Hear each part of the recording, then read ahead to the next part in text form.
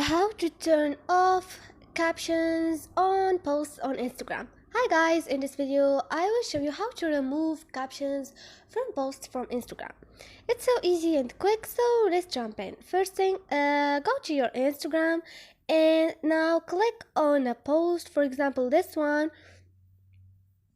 All you need to do now is click on those 3 points up there and click on manage caption and click on turn on caption. This is it. Now click on those 3 points up there, click on manage caption. All you need to do now is turn off this one, and this is it. So this is it guys. I hope this video was helpful to you, and if you liked the video, don't forget to subscribe and like.